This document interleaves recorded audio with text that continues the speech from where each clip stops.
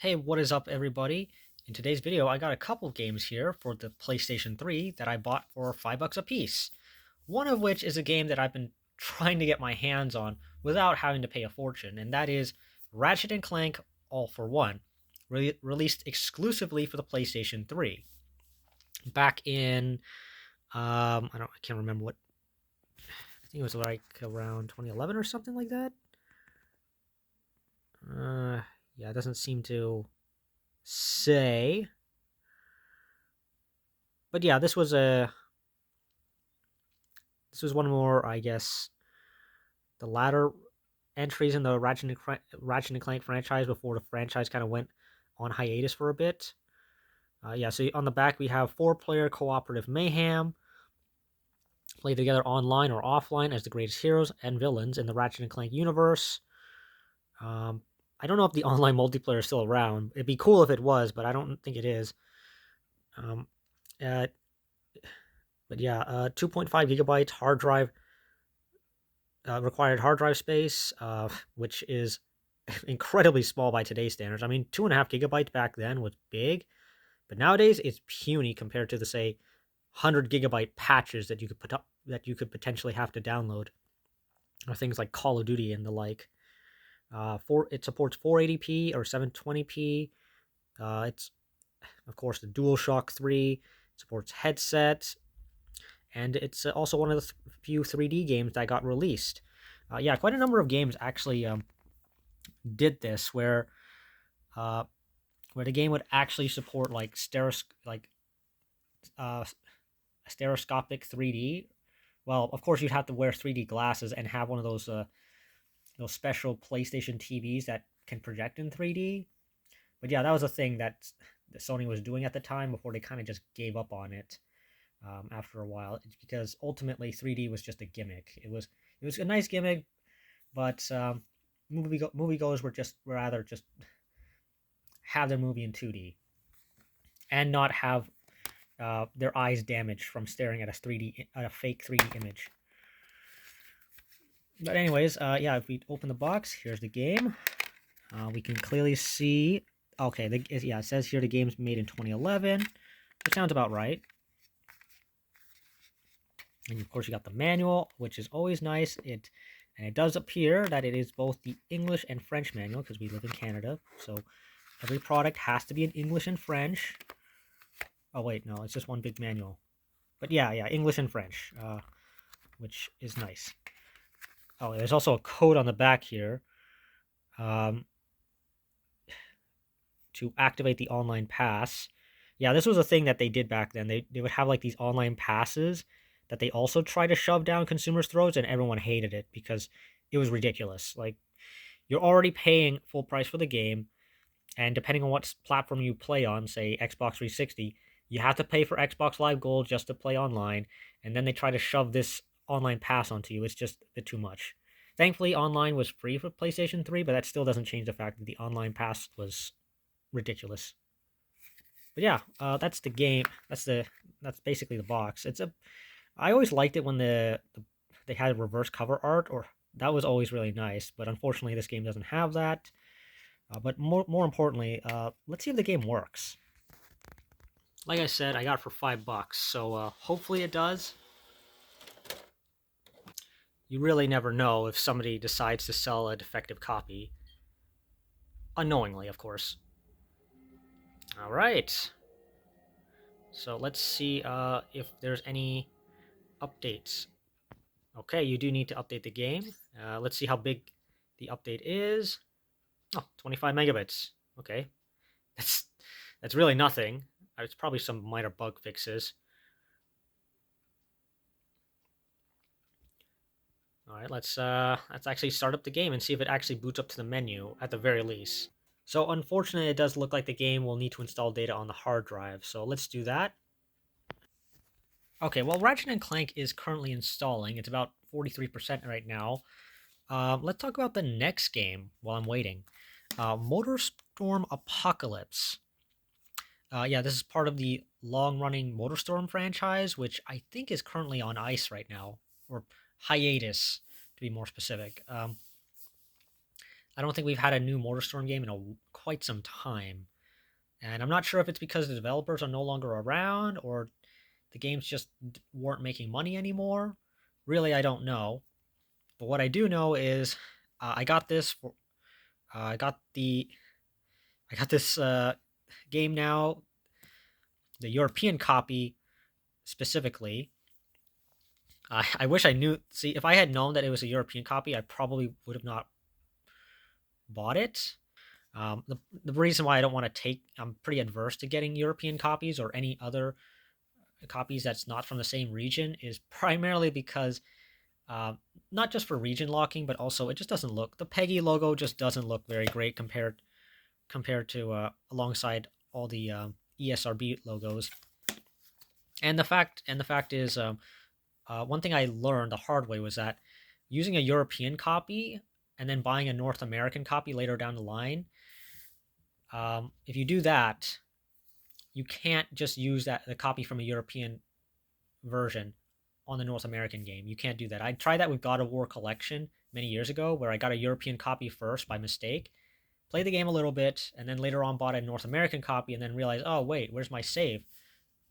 And then realized, oh, it's because the European save file is not compatible with the North American version. Same goes with the DLC too, though the servers are the DLC. I don't think it's available anymore, so that's pretty irrelevant. But yeah, this game came out.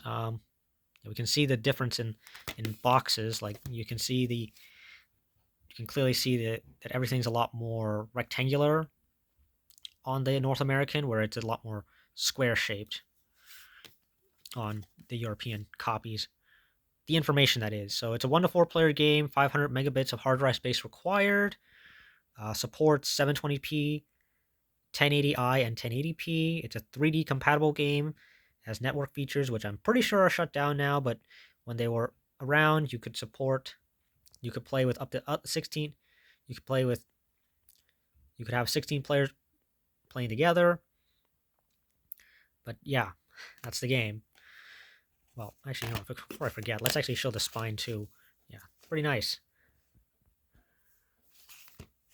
And also, oh, okay, this one looks a little nicer. Yeah, okay. Yeah, so inside we have USK, you have USK 16. Okay, that's actually weird. So you got Peggy on the outside, and on the inside it's USK 16. I don't know if that's. See, I've never, I don't, obviously I don't buy European games, so I'm not familiar with how the rating, if this is how it is over there. Now, I will say, I do appreciate having a reversible cover art. That's actually really nice. It's always nice when they do go the extra mile. And of course, we have the manual here, and oh, promotion for Infamous 2, which is a game I already have, and is also another franchise that's noticeably missing for some reason. Yeah, I don't know what happened, but yeah, ugh. A lot of PlayStation franchises kind of just disappeared off the face of the earth after like the PlayStation 3 and like early PlayStation 4 titles.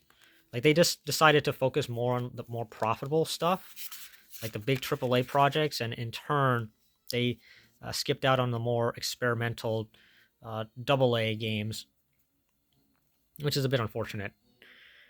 But as you can see here from the background, my copy of Ratchet and Clank All for One has finished installing. So yeah, as you can see right here, the game boots up to the main menu. That's good.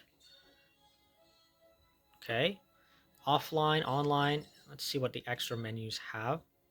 Cinematics. Okay, that's actually, yeah. See, I always appreciate it when they have these behind the scenes. Okay, okay, I'm pretty sure you have to unlock it, but yeah, it's always nice when I've come to really appreciate the whole behind the scenes footage of the process of making the game.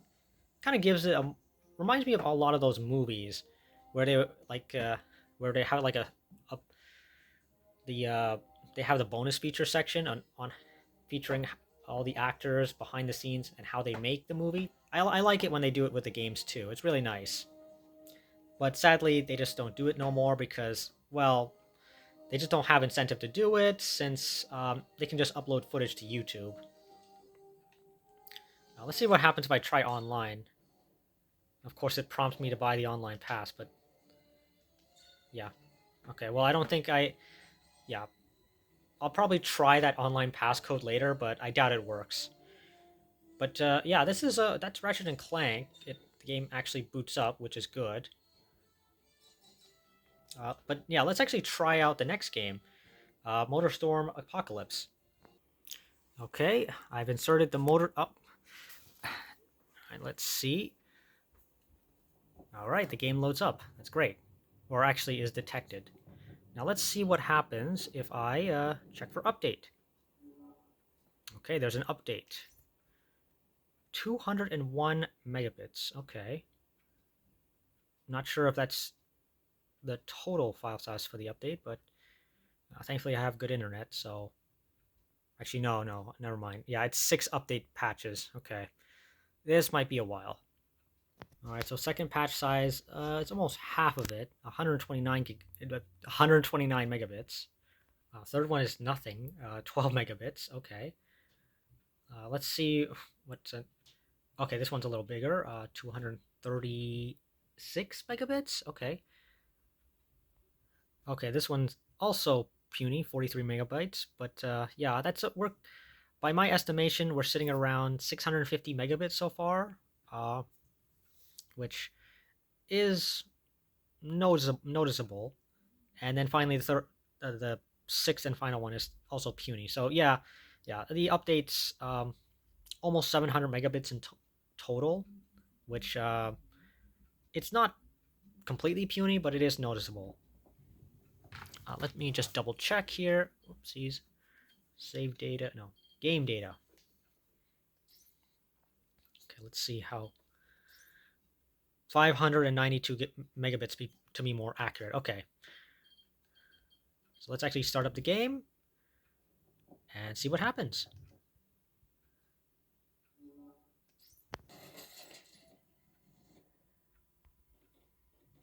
Okay, so we got the intro playing here, and I don't know if you guys are able to see, but I'm noticing a bit of screen tearing on this opening cinematic. It's definitely noticeable, but then again, this is the PlayStation 3 we're talking about.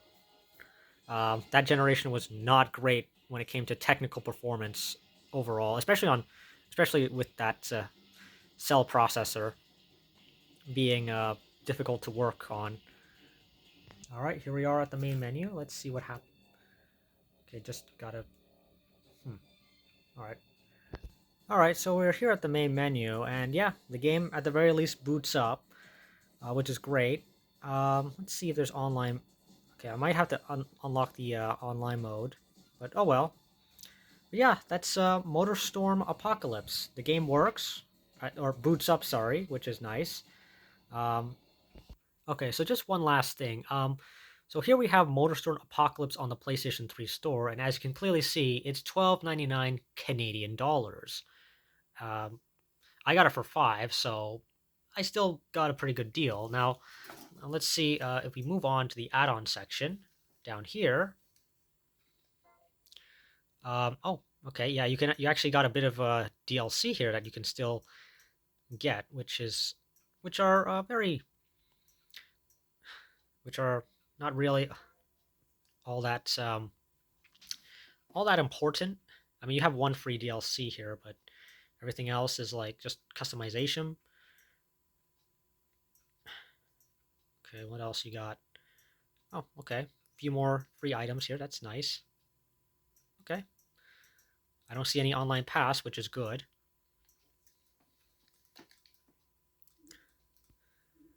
All right, what else we have? Some themes. Okay, you got paid themes. Yeah, remember when systems had paid themes and avatars for that matter? Okay, you got some emotional video. Oh, you can even buy the soundtrack. That's even better. But yeah, that's Motorstorm Apocalypse in the year 2025. Moving on to Ratchet and Clank All for One, the game is 13.49 Canadian dollars, and there's even a demo for it, which is neat. There's a video, I believe. Actually, oh no, this is actually a oh, it's a demo. Okay, from PAX, and there's the online pass for $9.99. Yikes. Which I will obviously not be getting because, I mean, $10, really? No thanks. But yeah, that pretty much does it for this video, guys. If you like what you saw and want to keep seeing more, as always, like, comment, and subscribe, and I will see you next time. And take care.